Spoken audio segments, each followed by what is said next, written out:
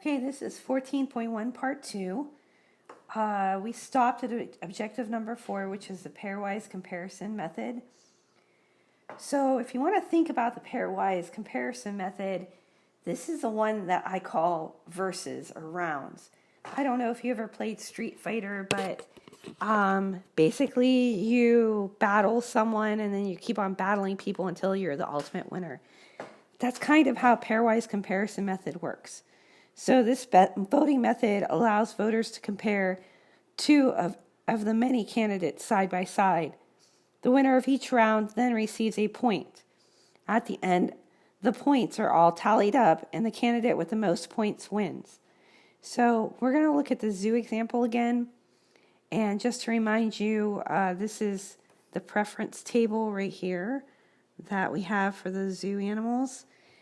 And what we're going to do is we're going to compare each animal side by side. So we're going to do tiger versus kangaroo, tiger versus giraffe, and then kangaroo versus giraffe. So let's see what happens. So if we do tiger versus kangaroo first, we're just looking at the first place votes. So let me go ahead and highlight that. And we're going to tally up how much each one has. So for tiger, remember we're just looking at tiger and kangaroo. Tiger has 2 plus 3, so that equals 5. And for kangaroo,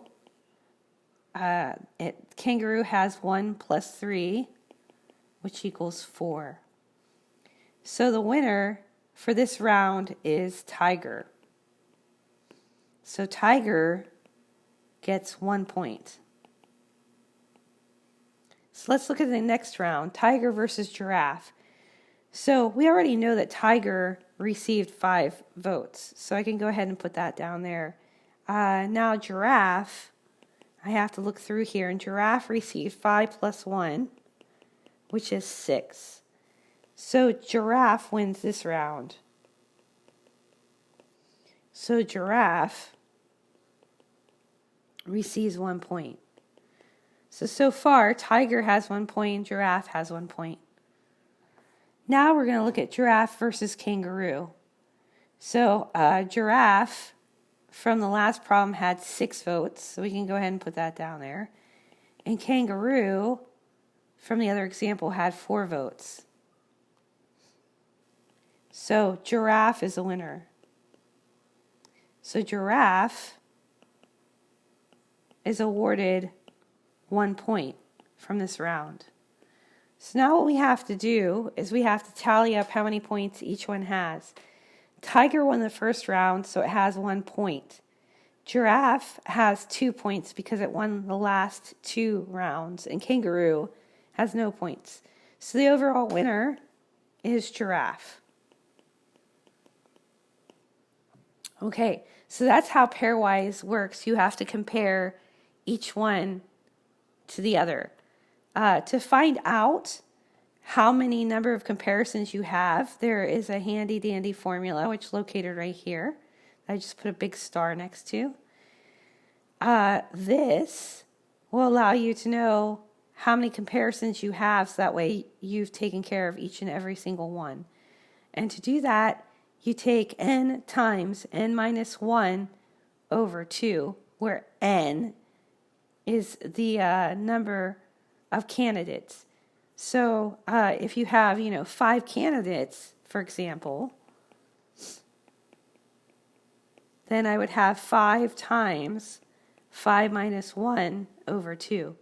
So 5 times 4 over 2, that's 20 divided by 2, which equals 10. So I'd have 10 comparisons for 5 candidates. So let's go ahead and look at this next example. Find the number of comparisons and list out each of the pairwise comparisons.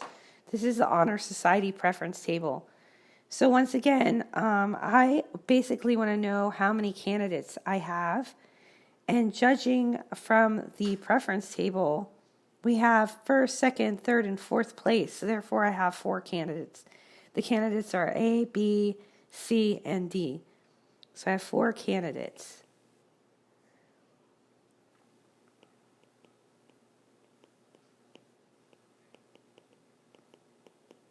Okay, so if I use the formula, C equals N is 4, 4 minus 1, all over 2. So this becomes 4 times 3 over 2. 12 divided by 2 is 6. So I'm going to have 6 different comparisons in this case. All right, so the last objective in section 14.1 is tie breaking. All the methods described can produce a situation where there is a tie between two candidates. A tie happens when two candidates receive the same amount of votes. To break a tie, it can be done in many different ways. The method to break a tie should be determined in advance of the election, and this is very important because, depending on what method you use, it could lead to an advantage to a particular person. So you have to tell the candidates ahead of time how you're going to break a tie. So let's look at an example. The University of Florida Student Government Association, SGA, is trying to decide whom to invite to as its keynote speaker for commencement exercises. The choices are Michael Jordan, J, Justin Timberlake, T, and Ellen DeGeneres, D. To make this difficult decision, the SGA decides to hold an election among graduating seniors. It also decides that the Polarity Method will be used to determine the winner, and that the board account method will determine the winner in the event the Polarity Method leads to a tie. The result of the election are represented in Table 14.13, who will be asked to speak at the commencement ceremony. Okay, so first of all, they tell us that the first method they're going to use is the Polarity Method. And if that leads to a tie, then we'll use the board account method to determine the winner. So if we look through here, if we're using the Polarity Method, we're just basically looking at first place winners. So here's what we have. D received 400, and J receives 250 plus 150. And if you add those up, you're going to find that J receives 400 as well. So right now we have a tie using the Polarity Method. So we have a tie, so that's not good. What we need to do now is go to the board account method. Now remember, the board account method gives you points for second and third choices. So I'm going to erase what I just wrote because we know that we have a tie with the Polarity Method. And I'm going to put a little note up here. I'm going to use the board account method. So I'm going to go ahead and do D first. All right, so I'm going to look through each column and assign points. Remember, third place will get 1 point, second place will receive 2 points, and first place will receive 3 points. So for D, I have 400 first place points, so I'm going to go ahead and multiply that by 3. And then if I go down in the next column, D got third place votes, 250 of them. So 250 times 1 plus. And if I go in the last column, I notice D got second place votes, so 150 times 2. Now I have to add that up. So I get 1,200 plus 250 plus 300. And that equals 1,750. So that's how many D has. Let's go ahead and go on to the next person, J. I'm going to put J over here. So J has third place for the 400 votes. So 400 times 1 plus 250 times 3 plus 150 times 3. So this equals 400 plus 750 plus 450. And I'm going to check my math really quick just to make sure I didn't make a mistake. So this equals 1,600. Okay.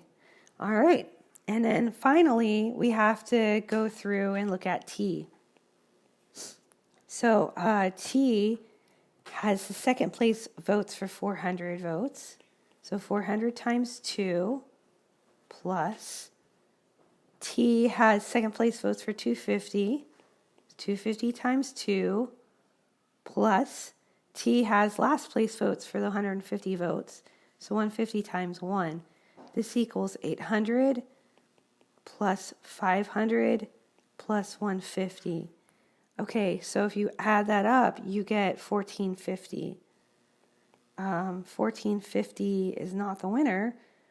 The winner in this case is going to be D, which is Ellen DeGeneres. So she will be the keynote speaker for the SGA University of Florida commencement exercises. So there you go.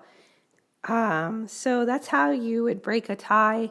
Once again, it is proper to tell all the candidates before you have the election how you're going to break a tie.